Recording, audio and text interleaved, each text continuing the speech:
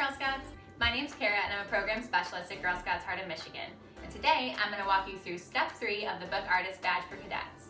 I'm going to show you 2 easy bookbinding techniques that use materials you might already have at home and that will let you create your own scrapbooks, journals, and more. Let's get started. To create your book, you'll need 3 main elements: the front and back cover, pages inside, and something to bind everything together. To make my covers, I took 2 pieces of watercolor paper and tried this fun printmaking technique featured in the GSUSA badge requirements for book artists. All you need to recreate this technique are shaving cream, paint or food coloring, whichever you have on hand, a baking dish, and a spatula or squeegee.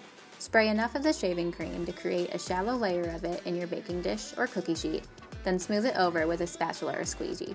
When smooth, squeeze dots of paint or food coloring on top of the shaving cream, scattering them at different points. I used 2 colors, but you could use 2 to 4 if desired. To create the marbling effect, take a toothpick, chopstick, or skewer and drag the end through the shaving cream and color mixture, creating a swirled effect. I alternated between drawing horizontal and vertical lines to create my design, like you see here.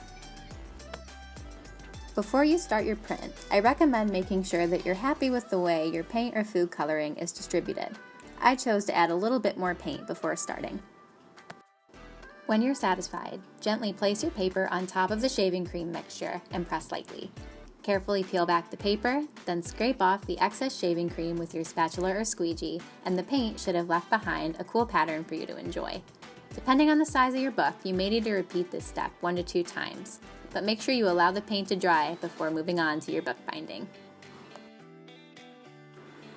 I wanted to try 2 different bookbinding techniques, so I cut my dry sheets of watercolor paper in half to make 2 front covers and 2 back covers.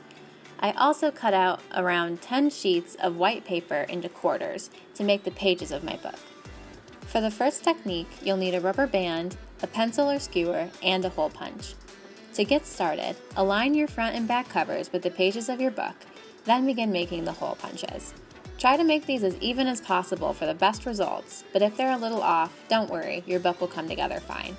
I started with the covers, then punched holes through the pages in batches to make it a little bit easier. Starting with the covers allowed me to use them as a guide, which ended up being really handy, so I recommend doing that.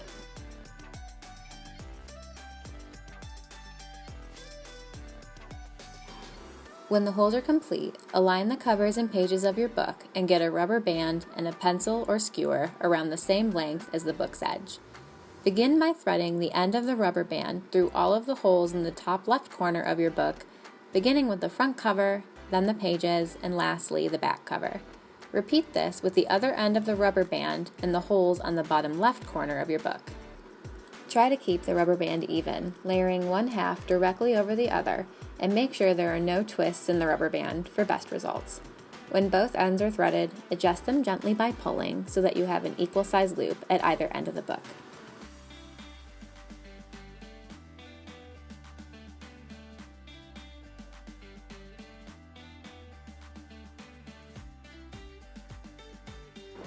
To complete your binding, stick one end of the pencil through each of the loops, twisting and pulling to tighten the hold as needed until the binding feels secure. Test the binding and your book is ready to use.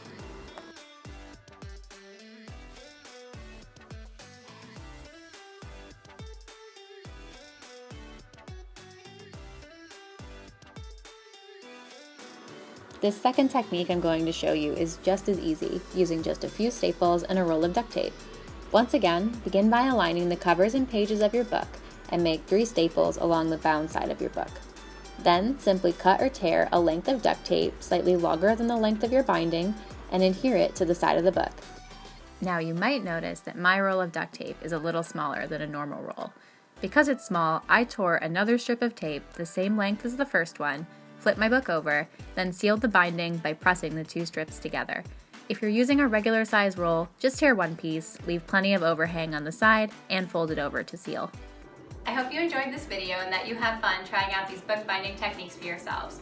We'd love to see what you create, so with the parent or guardian's permission, be sure to post a photo of your book in the comments. And remember, when the other steps of your badge are complete, swing by girlscoutshop.com/gshom to have your brand new badge shipped right to your home. Thanks so much for watching and have a wonderful rest of your day.